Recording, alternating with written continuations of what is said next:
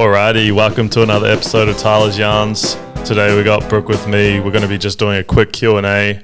What's one good thing that happened to you this week, Brooke? One good thing that happened to me this week was I've got a cat. Got a cat. What's your cat's name? My cat's name is Nala, so pretty basic. No, I reckon that's vibey. No, I think it's a good name. Yeah, I reckon it's a good name too. It's like my childhood cat. Very similar. Yeah, very, very cool. Yeah. What about you? What's one good thing that happened to you this week? One good thing that happened to me this week, on the weekend, Dan had his gallery. Yep. Super happy for him. Sold a whole bunch of pieces. A few of you guys came down, which is cool. We dropped an episode in the day in the life. That seemed to work to get a few people down. But it was a super successful day. He should be super happy with himself. And I also ran half a marathon that day as well. So did my first half in about 3 years. Is that why you're limping? Yeah, I got I reckon I've got a stress fracture after that, eh? I'm like full limping around the office at the moment, which is shit as. Just need to run more. Yeah. Build up the strength in your ankles. Yeah, the crankles. But yeah, it was super hard, to be honest. I haven't done a half marathon in a few years, but because we're building up to a marathon at the end of the year, it's going to be pretty, need to start doing that constantly, which I'm not excited for. If you can run 21k, you can run 42k. Yeah, that's what I say every time. All right, so a lot of people from Instagram sent in some messages over the weekend and from yesterday as well. Yeah, it was mostly from my personal account, which was cool. A lot of people asking actual decent questions, and I was like, it's very exciting. Yeah, it's good. We've got some pretty good questions here. So should we start? Should we get into it? Yeah, let's get into it. Let's do it. So the first question is building a brand more important than the product? So I've thought a lot about this question. I think the brand is more important than the product. You look at companies like McDonald's, KFC, they've got a shitty product. Like, it's not good for you, but all the marketing stuff and all that behind it is super attractive, and they've just built a brand off that. And they've also pivoted lately with bringing a lot more healthy stuff onto their sort of menus. They brought salads, they brought like healthy wraps within KFC and stuff like that. But all their branding's pretty much on point. I don't think they have a bad product. I think their product is pretty good. No, it's like unhealthy, like for you. Yeah. Yeah, that's what I'm trying to say. I was just clarifying. Yeah. Like it's the product is pretty good. It's like a fast food. So it's like you get the item quick.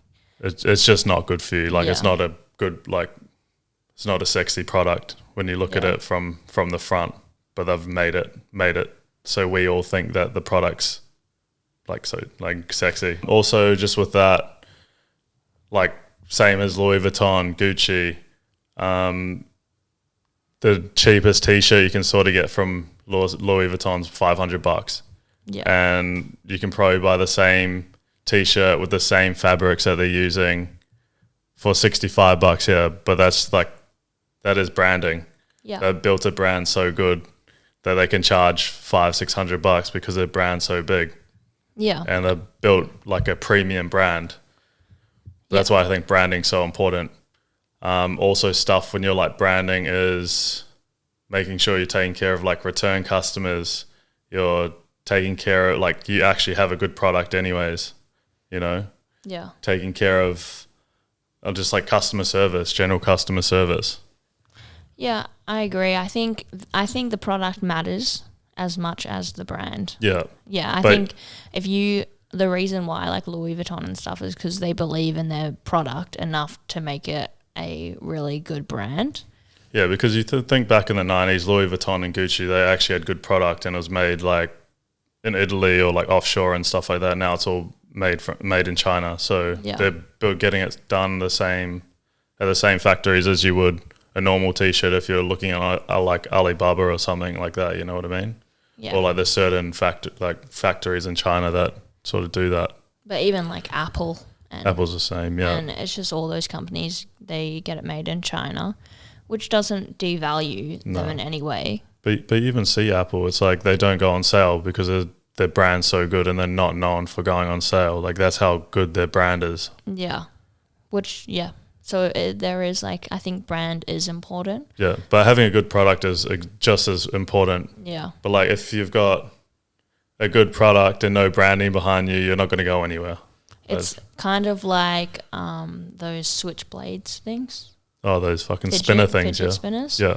Like, not that. That's probably not the best product ever. Yeah. But like the way they branded it was like giving it On to point. kids. It was like TikTok, easy. like Mum, buy me that, you know. Yeah, everyone knew about it. It was like, and the way they advertised it was sexy. Like it was like these ads were like, oh, I want one, you know.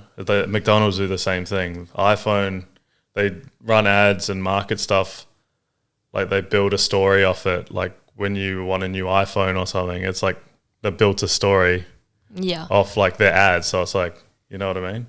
I don't like the way that you say it. The ad's sexy. I think you should say it's attractive. Attractive. That sounds weird. True. Attractive then. But they make it look attractive. Like, you know what I mean? Yeah. But it's attractive to like little kids. It's attractive to like adults. Like a lot of my friends who like have ADHD and stuff, they all have like fidget spinners and stuff. And like all of like those like poppets, like all the little kids have them. Yeah. But yeah, that's why I think like and Australians want a face to the brand as well. I'm the same. I want to know who I'm buying from.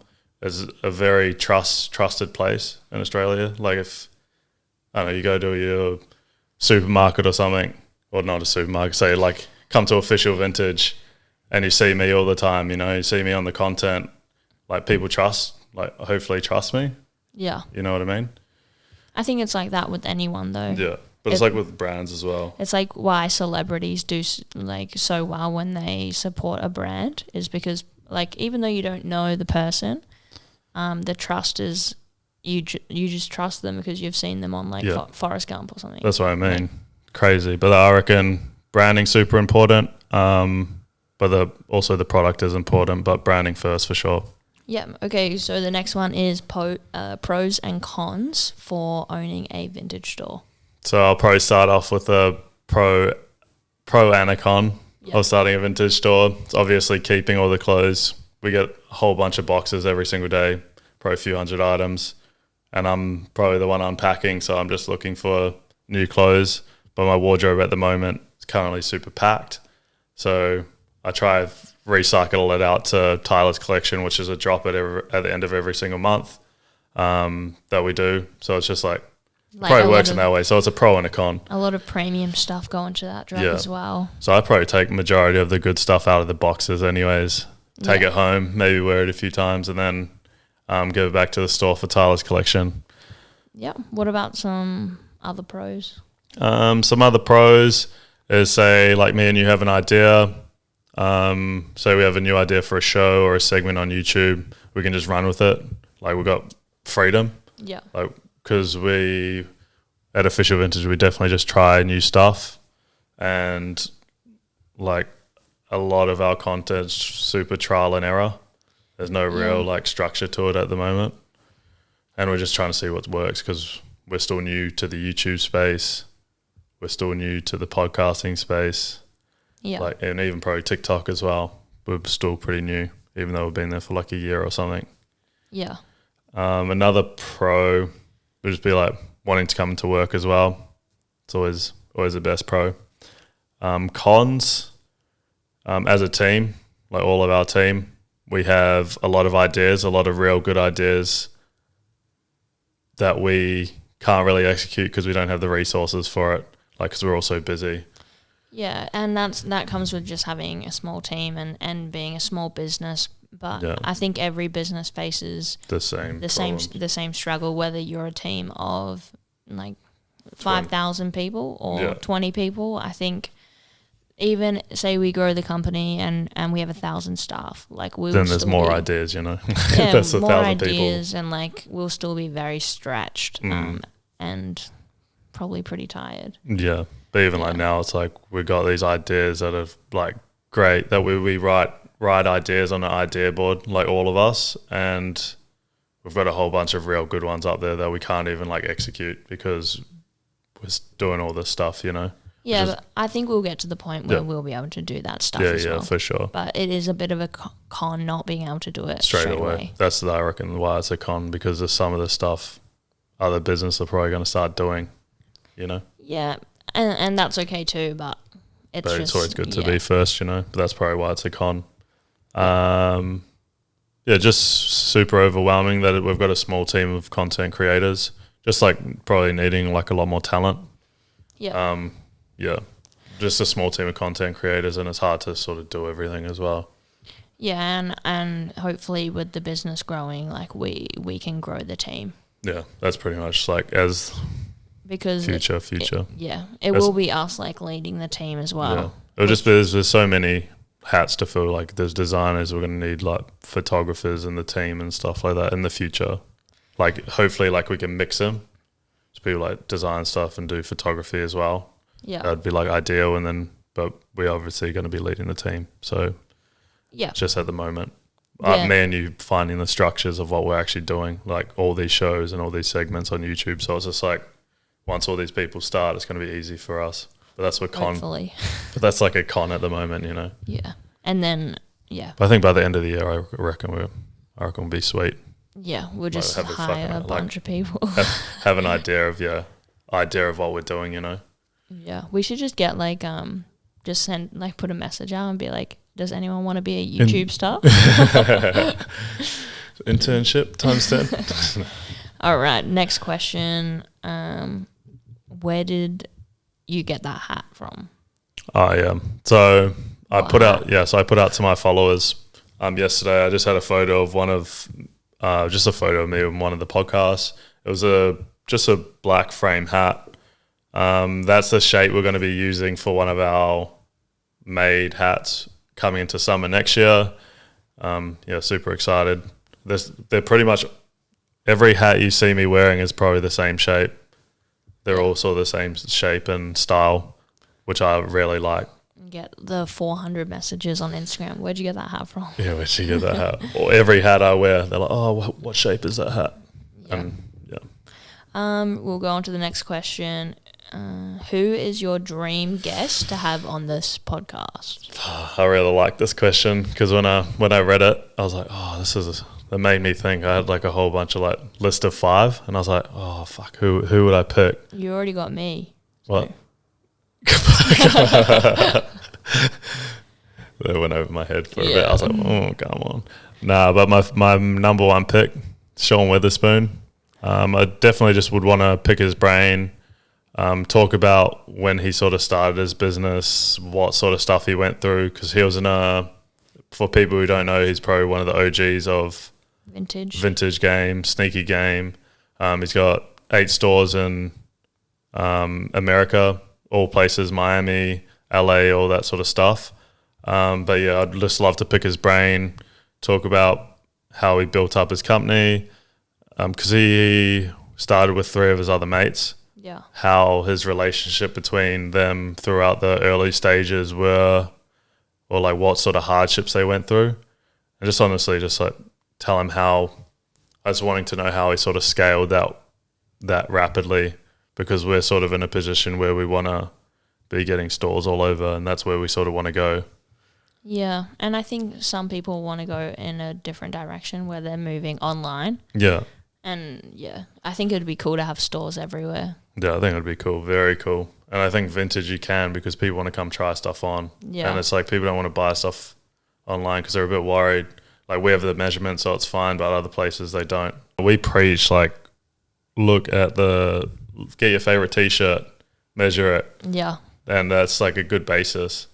But people want to try it on. People want to see if it's like boxy, not boxy, you know. Yeah. That's the big thing for vintage as well. Yeah. But definitely would want to interview Sean Witherspoon. If you're listening to this, get on an interview with me, man. But yeah, that'll be... Imagine if he was listening, he was like, no. No, that'll be more, bro. Yeah, so that would be my person I want to interview. All right, that was a good answer. Like the game show, good answer. All right. With what you know now, what would you do differently? Oh, So at the very start, I wish I learned how to, because I was super naive. I was fucking like 20 years old. Yeah. I was like, should have learned how to do Google ads, Facebook ads straight away.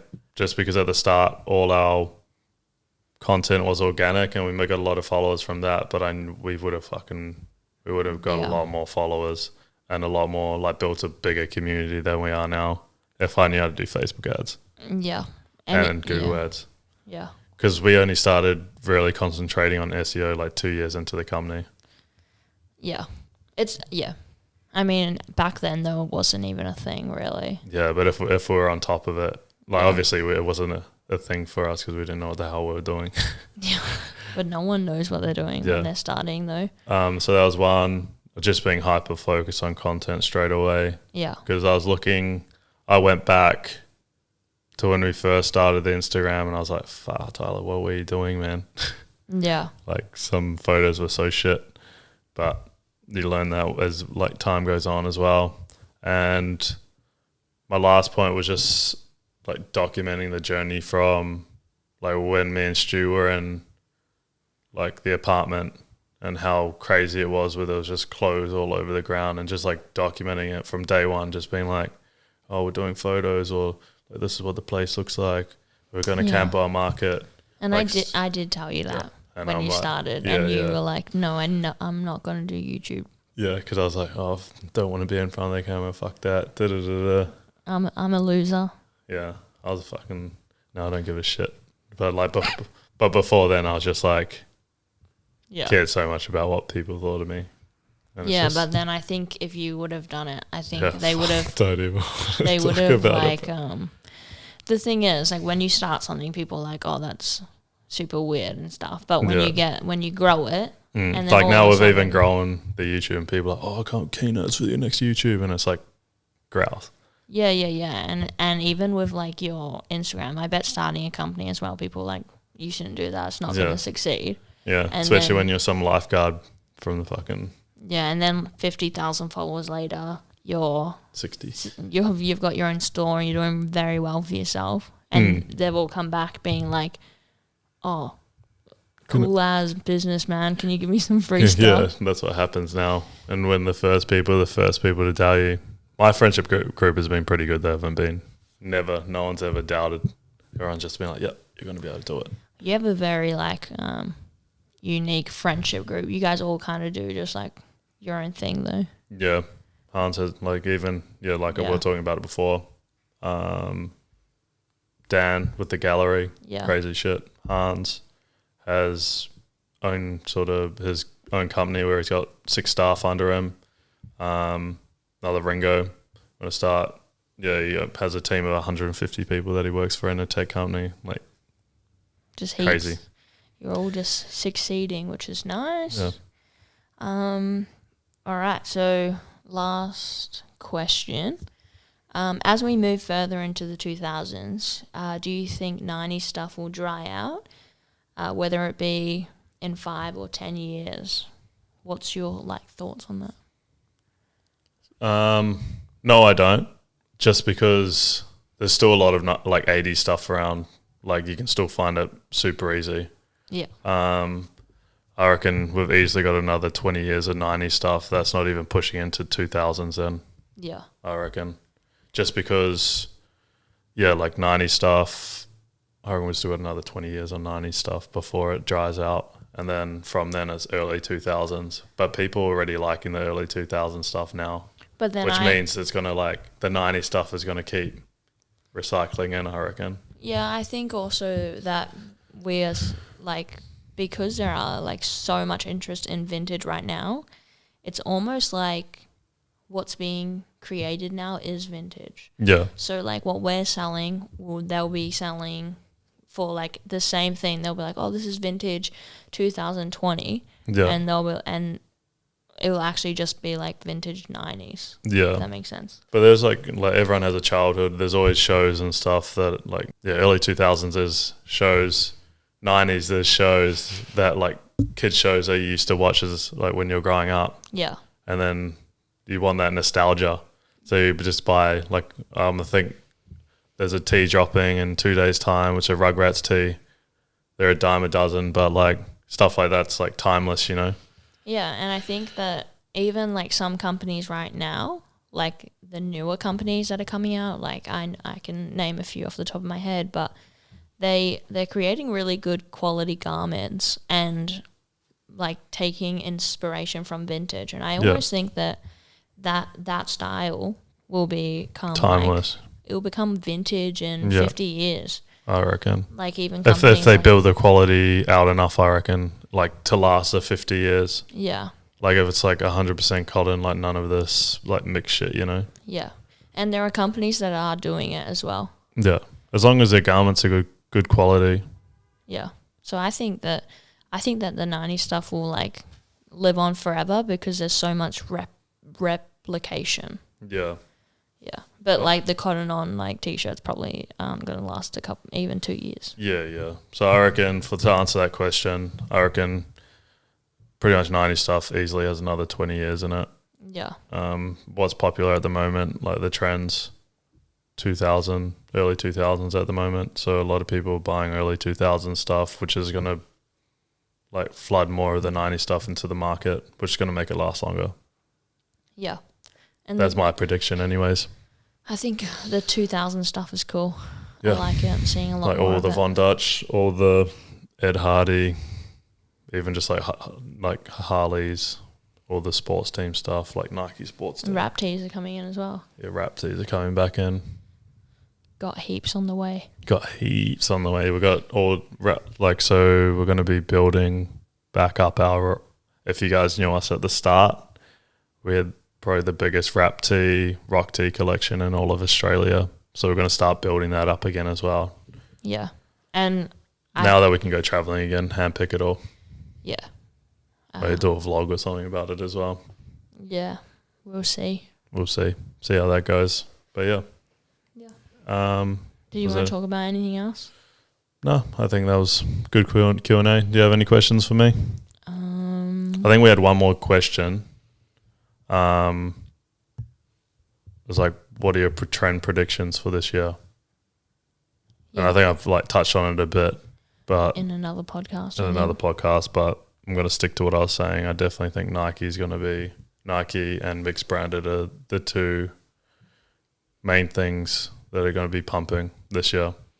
I think your Adidas, your just random brands. I think that sports team going to come back this year. End of the year, strong. Yeah, end of the year, I reckon. But I reckon it's like everyone was buying it during the lockdown and they've got a whole bunch of it. And I think it will just like everyone will be doing the Nike, everyone will be doing the mixed branded the whole year. And then I think sports team is going to be like, boom, straight back. Because I think sports team, even if you look at all of the items, they're definitely the coolest, biggest prints. Big graphics. The quality of the tee is normally really good. I think almost better than Nike. Yeah. Even all the designs, some of them are embroidered, which is like fresh as. Yeah, pretty much.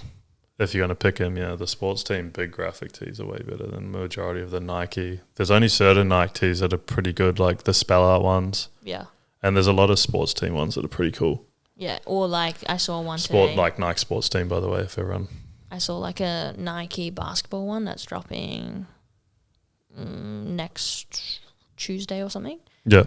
And it's got like a middle tick, but it's like got a basketball hoop engraved underneath it. Oh, that's cool. Yeah. It's sick. I love when they take time to do stuff like that. Yeah. Like do a print and then do embroidery.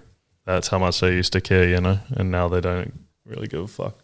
Yeah, now they just like print it on. Print it all. Then print even on the tag, they don't even make the woven tags anymore. Only like clothing brands do. New clothing brands. Yeah, why? Do you know? Just cheaper? Yeah, it's cheaper. That's why they print it on. It's way cheaper to do that than make a woven tag, because one of those woven tags probably, if you're buying in bulk, costs $1 each. Yeah. So it's a lot over time, But then, like, I don't get why the Nike shorts are way better than Nike t-shirts now. Like the Nike shorts now. Running shorts or? Yeah, like running shorts. Yeah, running shorts they're fucking all good from Nike. I rate them. But I don't know why they changed. Like, I feel like the Nike shorts are, like, still quite good quality over, like, just their T-shirts now. Yeah. Because they're doing real thin, like... Weird T-shirts, eh? Yeah. Weird material. Sweet. Well, anyway. Till next time. Yeah, thanks for listening. Make sure you like, subscribe. If you've got any questions for our next Q&A, put them in the comments. But yeah, thanks for watching.